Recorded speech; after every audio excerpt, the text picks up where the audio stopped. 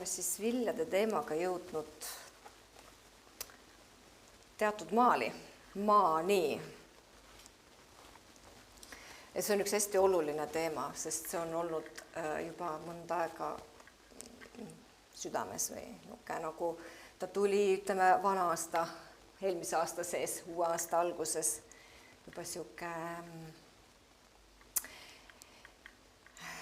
ta võib tunduda natukene karm teema, aga ma ütlen, täna on nii mõnus niisugune Jumala pehme ligiolu minu arvates siin, niisugune Jumala armastus ja see on lihtsalt nii oluline teema, see on meeleparanduse vilja teema. Aga see tulebki esile just sellepärast, ma mõtlen, täna see Jumala ligiolu siin on nii mõnus, et see, kuidas Jumal tahab oma armastuses nagu, et see sõnum tuleks esile tema armastuses ja selles võtmes, et miks see on nii oluline. Me vaatame, miks see teema on nii oluline ja see on Jumalale oluline, see on meie kasuks, meile oluline. On see meeleparanduse teema appikene, mul on siin täiesti vale asi ees praegu. Selle asja ette panema. Nii, läheme alustuseks heebrealastele 12. peatükki ja 10. salmi. Loeme sealt mõned salmid, Heebrea 12:10-14. Lihased isad kasvatasid meid ju lühikest aega ja oma äranägemise järgi, aga tema kasvatab. Kes kasvatab? Tema kasvatab. Jumal kasvatab ehk ta juhendab, see kasvatamine tähendab juhendab, korrigeerib, manitseb, distsiplineerib meid meie kasuks, et saaksime osa tema pühadusest. Ükski kasvatamine ei tundu samal hetkel olevat rõõm, vaid toob kurvastust, aga hiljem see annab õiguse rahu vilja. Ehk vilja, mis on kooskõlas Jumala tahtega, kavatsustes, mõtteis ja tegudes. Neile, keda selle varal on harjutatud.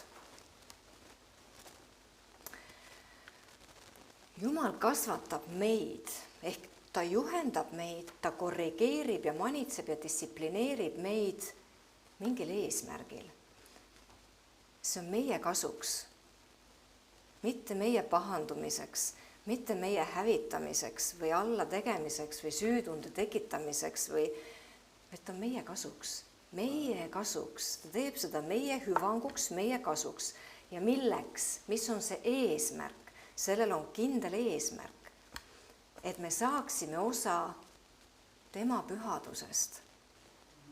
Et me saaksime pühaks, me saaks osa tema pühadusest, sest tema on püha.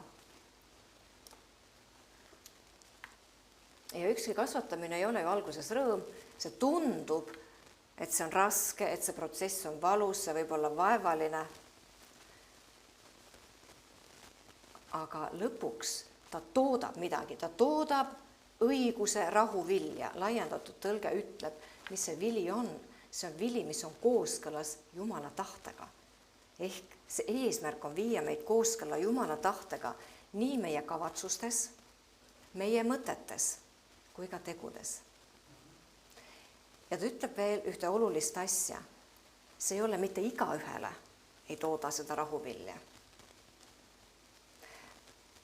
vaid neile, keda selle varal on harjutatud. Keda selle varal on harjutatud, ehk kes on selle manitsuse, distsiplineerimise vastu võtnud ja lasknud ennast kasvatada, ehk on teinud teatud muutused enda elus, mida Jumal on tahtnud, et ta teeks. See on, ja sõna harjutamine ei ole, nagu laste kasvatamisel, sa ütled ühe korra ja see ei pruugi vilja tuua koha, vaid see on harjutamine, ehk ma teen seda järjepidevalt. Ma harjutan ja mind on ka harjutatud, ehk mind on kasvatatud. Jumal kasvatab mind ja harjutab mind selle varal. Sellepärast tehke jälle tugevaks lõtvunud käed ja jõuetud põlved. ja õgvendage teerajad oma jalgadele, et lonkur ei väänaks jalga, vaid pigem saaks terveks. Taotlege rahu kõikidega ja pühitsust, milleta keegi ei saa näha issandat. Siin ta ütleb, et selle kasvatamise eesmärk on, et me osa saaksime tema pühadusest. Ja siin ta ütleb 14 salm, ilma pühitsuseta ei saa keegi näha issandat. Ja see on huvitav, et ta ütleb, et seepärast tehke jälle tugevaks lõtvunud käed. Üks laiendatud tõlge ütles, käed, mis on alla vajunud, tõstke uuesti üles. Põlved, meil tõlge ütleb jõuetud põlved, aga laiendatud ja mõni inglisekeelne tõlge ütleb halvatud põlved. Ma mõtlesin, halvatud põlvedega ei liigu ükski inimene enam. Et järelikult on olnud see manitsus, distsiplineerimine, korrigeerimine on võetud seda justkui midagi, mis on halvanud. Ja nüüd kirja autor kutsub ülesse, tehke ennast tugevaks, tõstke käed üles ülistuseks, võtke vastu see manitsus, see korrigeerimine ja treening ja distsiplineerimine, mis teil on osaks saanud, tehke tugevaks oma jõuetud põlved, saage üle sellest halvatusest, sest see on teie kasuks, see on teie pühitsuseks. Võtke see vastu, et te saaks terveks.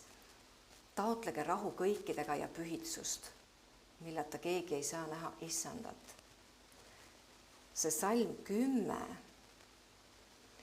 see lihased isad kasvatasid. Sest kreekakeelne sõna tähendab tüütama. Last kasvatama teda, kuidas treenides, teda õpetades, distsiplineerides, karistades ja juhendades.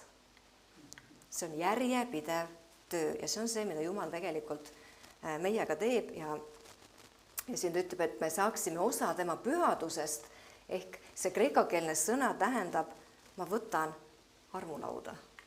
Tegelikult kreekakeelne sõna, mis viitab kontekstis ka söömisele, söömistoimingutele ehk tegelikult, mis see söömine on? Söömine on see, mis mind kosutab, see, mis mind tugevdab, see, millest mina osa saan ja mina saaksin ka osa sellest pühadusest ehk see teeb mulle midagi head. See on minu hüvanguks ja minu kasuks. Luuka 3. peatükk ja 8. salm laiendatud tõlkes ütleb, seepärast kandke meeleparanduse väärilist vilja. See tähendab, elage muutunud elu, pöörduge patust ja otsige Jumalat ja tema õigust. Ja ärge hakakegi iseenestes ütlema enda kaitseks. Meil on Abraham isaks ja seega on meie pärand meile pääste tagatis. Sest ma ütlen teile, et Jumal võib neist kividest äratada Abrahamile lapsi, sest Jumal saab need, kes ei kahetse, asendada kuulekatega, olenemata nende pärandist.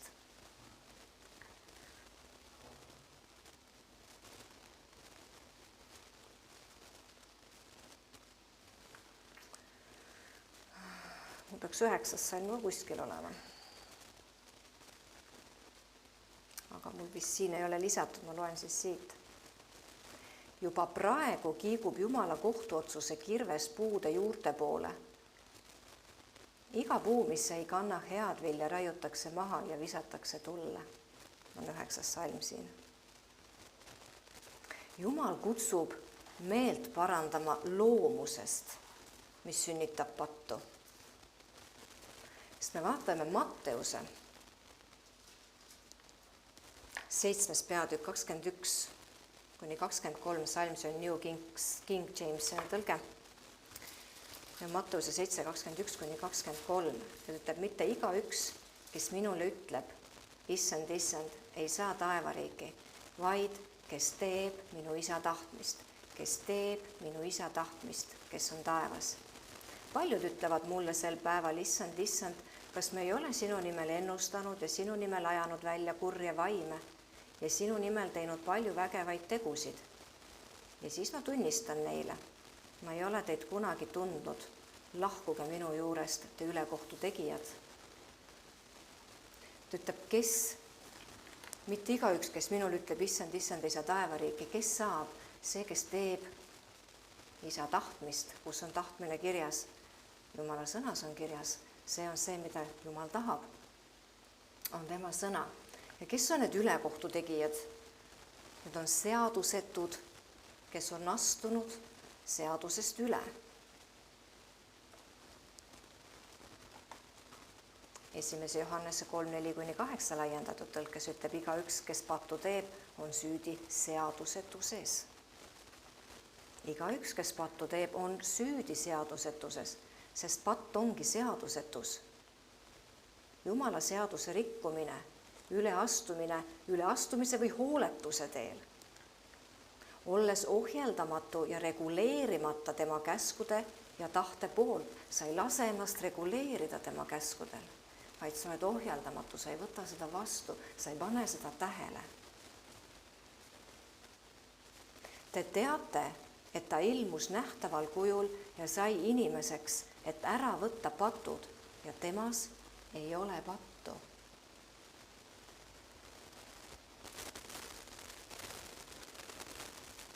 Ükski, kes jääb temasse, ehk kes elab ja jääb osadusse temaga ja kuuletub talle, kes elab ja jääb osadusse temaga ja kuuletub talle,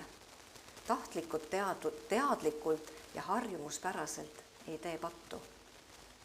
Ükski, kes pattu teeb, ei ole teda näinud ega teda tundnud, ehk teda ära tundnud, ei ole teda tajunud ega mõistnud ega ole temaga kogemuslikult tuttav olnud. Poisid, ärgu keegi teid petku ega eksitagu.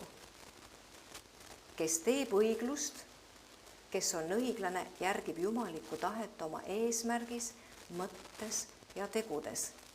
Elab järjepidevalt kohusetundlikku elu, on õiglane just nagu tema on õiglane. Et ükski ei tee teadlikult pattu, sest patt on seadusetus. 8. salm. Aga kes teeb pattu, kes teeb kurja, on kuradist ehk võtab oma iseloomu kurjalt, sest kurat on pattu teinud ehk rikkunud jumalikku seadust algusest peale. Põhjus, miks Jumala poeg sai ilmsiks, oli selleks, et tühistada, hävitada, lõhkuda kuradi teod, mis on tehtud.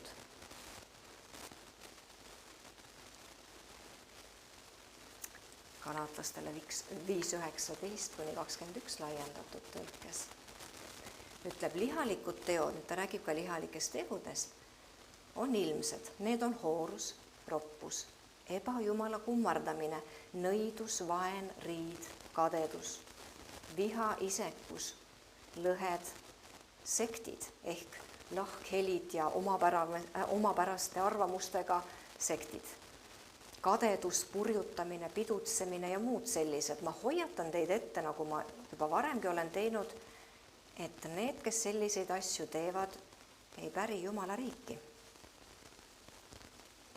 Inimesed mõnikord eksivad tahtmatult Jumala vastu. Aga inimene võib ka teha pattu või harrastada pattu nii-öelda ilma süütundeta. Ja mõnikord mõeldakse, et see on väga ränk, kui seda tehakse iga päev või siis üle päeva. Aga inimene võib teha teadlikult või tahtlikult ilma süütundeta pattu ka näiteks korra nädalas või mõnikord kuus ja võib isegi öelda niimoodi, et see on mu nõrkus, ükskõik mis see on. Vabandada selle välja sellega, et see tema silmis ei ole mitte patt, vaid see on nõrkus. Ja võib-olla võib isegi mõelda, et mitte keegi ei ole ju täiuslik, see on see vabandamise protsess, et mitte keegi pole täiuslik. Tegelikult on minuga päris hästi olukord, sest ma olen parem kui teised minu koguduses või paremad teised kristlased, keda mina tean. Jumal on neile andeks andnud, ta annab mulle ka andeks. Pole midagi hullu. See on see mõtteviis, mis mõnikord võib tulla, see on see, et me hakkame välja vabandama enda nõrkusi. Ja ka see mõtteviis et ma loen piisavalt piiblit, ma palvetan, minuga on hästi kõik.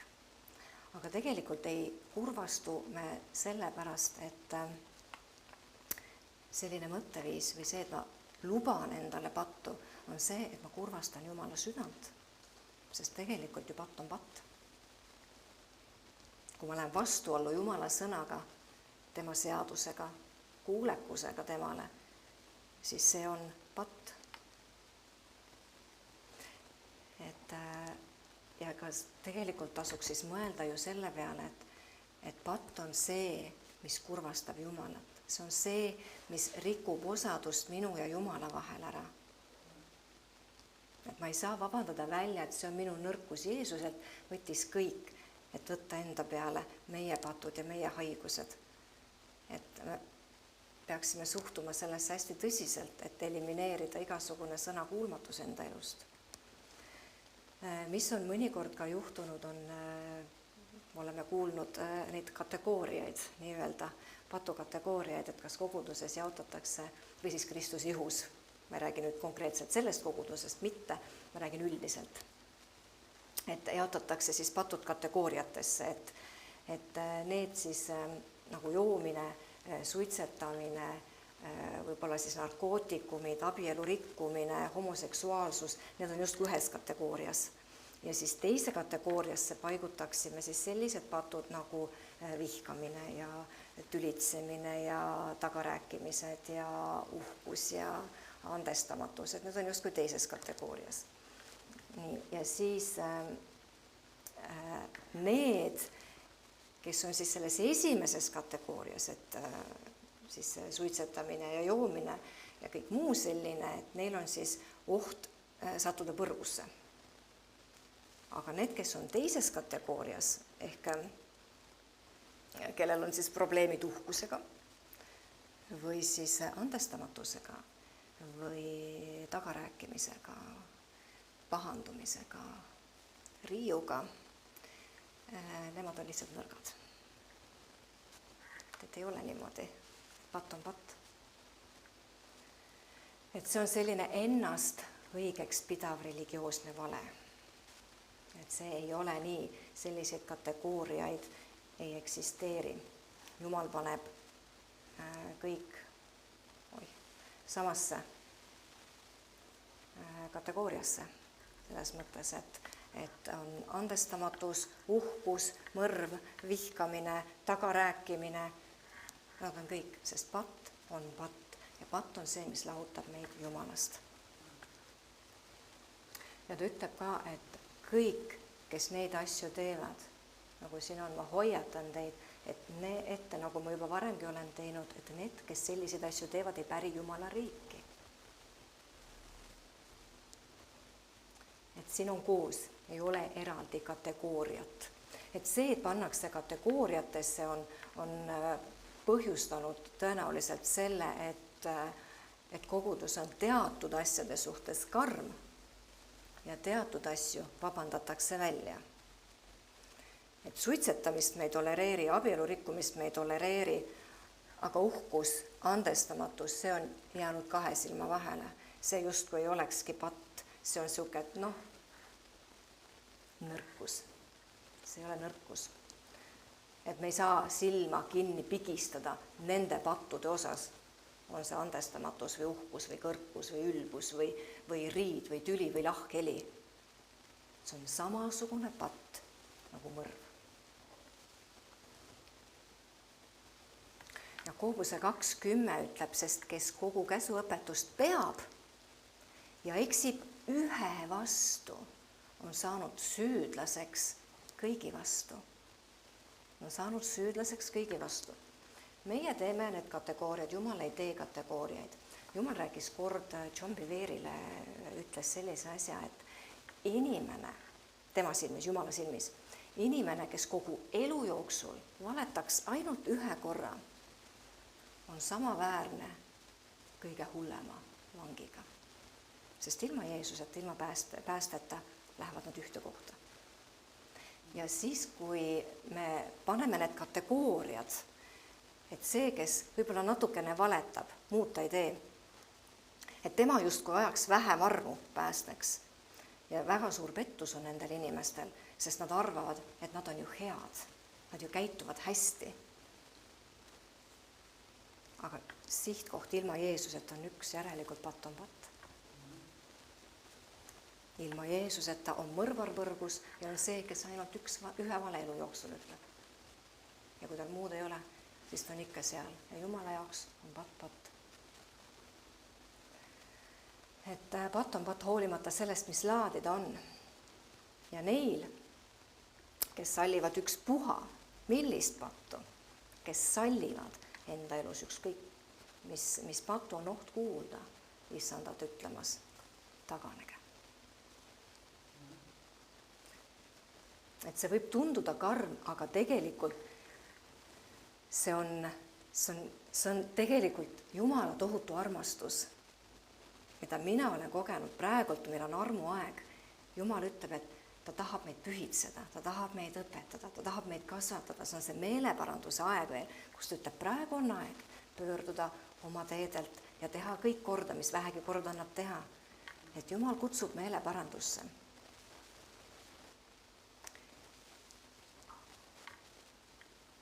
Teise Korintuse 7. peatükk 9-10 salm. Siis nüüd ma rõõmustan. Ma ei rõõmusta, et teie kurvastasite, vaid et te kurvastasite meeleparanduseks. Te kurvastasite meeleparanduseks. Te olete ju Jumalale meelepäraselt kurvastanud. Nii et meie ei ole teile millegagi kahju teinud. Jah, Jumalale meelepärane kurvastus toob meeleparanduse päästeks, mida ei kahetseta. Maailma kurvastus toob aga surma. Paulus kirjutab seda kogudusele, mitte maailmale. Meeleparandus selles kirjakohas pärineb siis kreekakeelsest sõnast metanoia, mis tähendab meele muutust.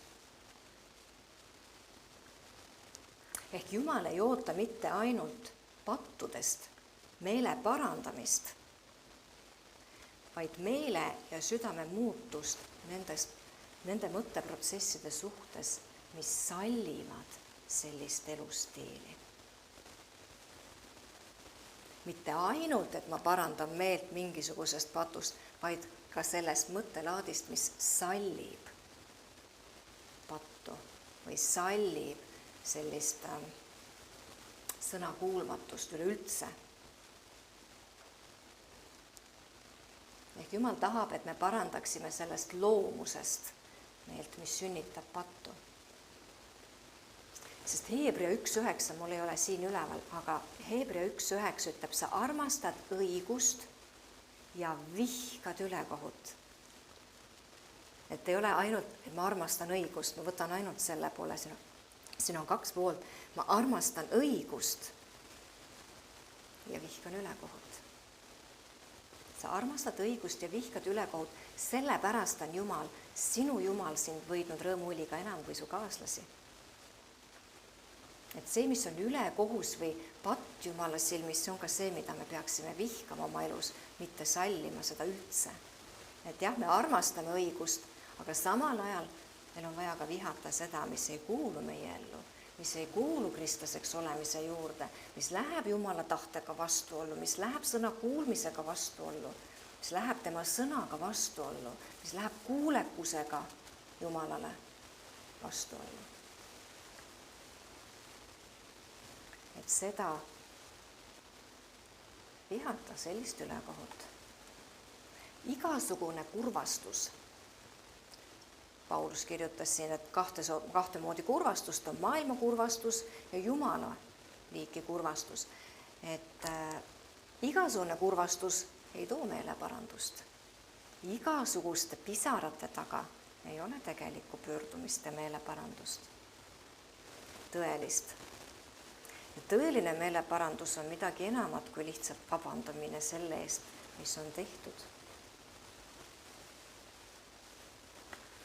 Ehk siis kahte laadi kurvastust. Üks siis oli maailma kurvastus ja see viib surma. Ja ta keskendub millelegi, ta keskendub sinule endale. Maailmaliigi kurvastus keskendub sinule endale. Ehk mis kahju mina saan, mis tagajärjed sellel mulle on. Kuidas see rikub minu mainet, kuidas see rikub see, mis iganes rikkumine, mis tehtud on. Kuidas see mõjutab minu heaolu, kuidas see mõjutab minu positsiooni. Ehk mure tegelikult tagajärgede pärast. Selle väärteo või patu tagajärgede pärast. Kui see on suurem, kui tegelikult kurvastus selle pärast, et ma tegin Jumalale haiget. Ma kurvastasin tema südant. Ma lõhkusin osadust enda ja Jumala vahel. Et kui suurem on see hirm tagajärgede pärast, siis on see maailmaliigi kurvastus. Mitte kurvastus, meeleparanduse kurvastus. Aga see, mis toob meeleparandust ehk Jumala meele järgi kurvastust, see toodab elu, see viib ellu, selle tagajärjeks on elu. See keskendub Jeesusele.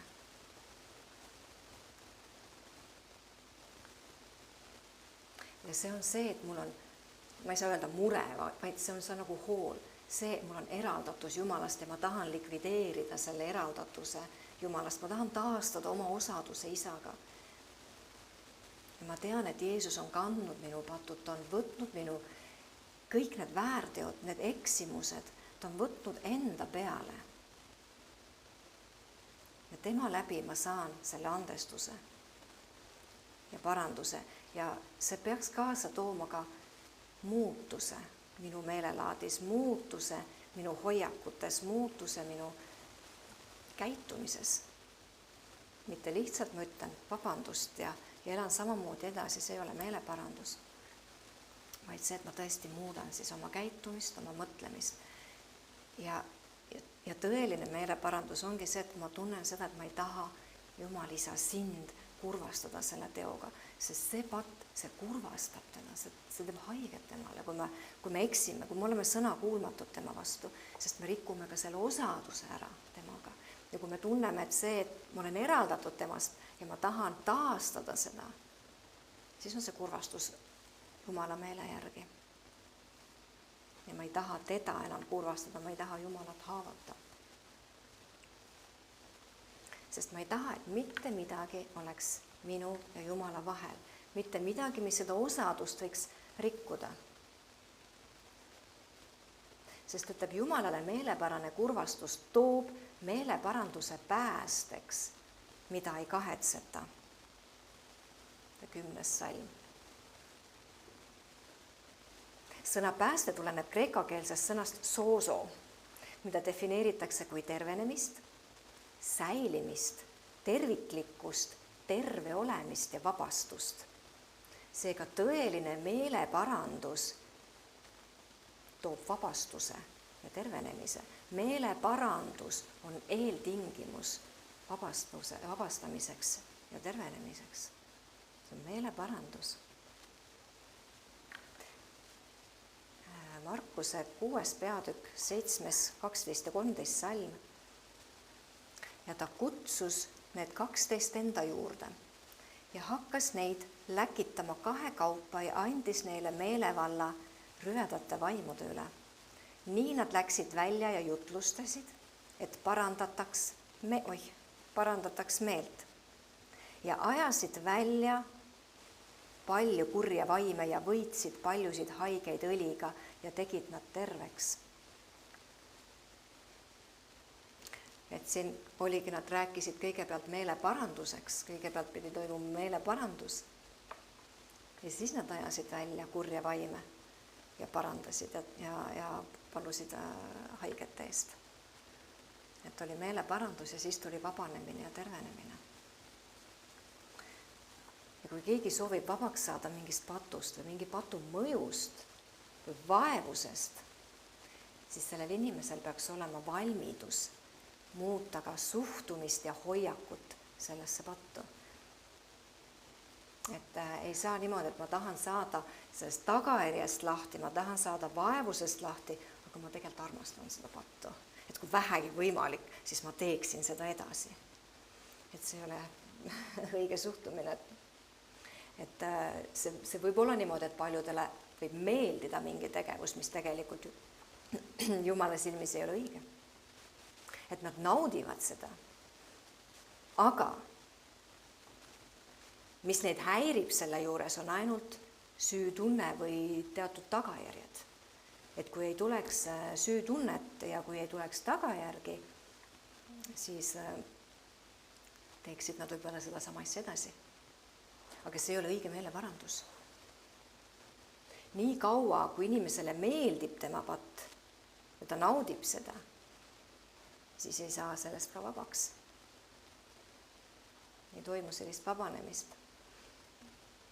Et meil on vaja õppida vihkama pattu täpselt nii, nagu Jumal seda teeb. Vihkama samamoodi. Ja kuidas vihata siis midagi sellist, mida liha naudib? Siin on siis 3 punkti. Kuidas vihata midagi sellist, mida liha naudib? Esiteks, see oli patt, mis naelutas Jeesuse ristile. Patt oli see, mis naelutas Jeesuse ristile. 1. Peetruse 2.24 ütleb seda, kes meie patud ise kandis üles ristipuule oma ihus. Kas ta jõnksutab või? Miks ta jõnksutab? Silmanurgast näen midagi. Ma ei lähe ometi vastu ju, isegi. Nii, patt oli see, mis naelutas Jeesuse ristile. Nii teine, patt kahjustab meie osadust Jumalaga. Jesaja 59.2 ütleb, vaid teie süüteod on teinud vahe teie ja teie Jumala vahele. Teie patud varjavad tema palge teie eest, sellepärast ta ei kuule. Patt on see, mis naelutas Jeesuse ristile ja patt kahjustab meie osadust Jumalaga. Ja 3, mida tuleb mõista, on see, et mis see patt on. See on justkui suhkruga kaetud mürk. Rooma 8.12-13 ütleb, niisiis vennad, et me oleme küll võlglased, kuid mitte oma lihale, et peaksime liha järgi elama, sest kui te oma liha järgi elate, siis te surete. Kui te aga vaimu abil liha teod suretate, siis te elate. Jällegi Paulus kõnetas vendi, mitte uskmatuid, ta hoiatas lihas elamise ja patu sallimise traagiliste tagajärgede eest. Ta hoiatas. Patt võib olla nauditav mõnda aega. Ta võib olla nauditav, ta võib isegi tunduda, et midagi ei juhtugi justkui. See on pettus, see on näilisus. Lõpuks toob ta alati surma. Ja Jumal kutsub meid tõesti üles meelt parandama sellest loomusest, mis sünnitab pattu. Mitte ainult sellest, et me parandame meelt, ka seda, et kui me oleme eksinud, meil on alati õigus minna Jumala ette ja paluda andeks. See on tema arm, meil on see 1. Johannes 1.9. Kui keegi eksib, siis me võime minna tema ette ja tunnistada oma vead, oma eksimused ja ta annab andeks. Aga see, kuhu me võiksime pürgida, kuhu me peaksime pürgima, on see, et me ei salli ka seda loomust, seda mõtteviisi, mis talub pattu, mis tolereerib mingisugust pattu. Ja see ei ole ainult, et suitsetamine, joomine, vaid tõesti, see on see andestamatus, see on uhkus, see on riid, see on tüli, see on pahandumine, solvumised, samamoodi muretsemine. Samamoodi on need patud, mitte ainult need suured abielu rikkumine või homoseksuaalsus või mida me oleme harjunud vaatama. Ja oluline on südamehoiak, et me tahame, et meil oleks hea osadus Jumalaga, rikkumata osadus temaga. Seesama suhtumine pattu, nagu on Jumalal. Jumal ei salli pattu. Tema jaoks patt on patt. Et ei ole neid kategooriaid. Üks on leebe, okei, ma pigistan silma kinni, ei ole seda. Et me võiksime hoida enda südame avatud, õpetatava Jumala jaoks, et ta saaks tulla ja rääkida meile, juhendada meid, distsiplineerida meid, manitseda meid, nii nagu me vaatasime siin alguses. Kasvatada meid meie kasuks, et me saaksime osa tema tõelisest pühadusest. See on see eesmärk, et lasta ennast korrigeerida, et me saaksime pühaks nii, nagu tema on püha ja hoida süda avatud sellele, et kui meil on vaja meelt parandada, siis me läheme ja võtame selle hoiaku, et me ei salli pattu. Mitte ainult, et okei, ma parandan meelt, sest tagajärg on ebameeldiv või siis süütunne hakkab piinama, vaid see, et ma ei taha teha oma isa Jumalale haiget sellega, et ma lasen ülekohtu või kurjuse enda sisse, ma ei taha kuradi loomust endale, vaid ma tahan võtta Jumala loomuse ja lasta sellele endast välja voolata ja saada järjest rohkem Kristuse sarnaseks.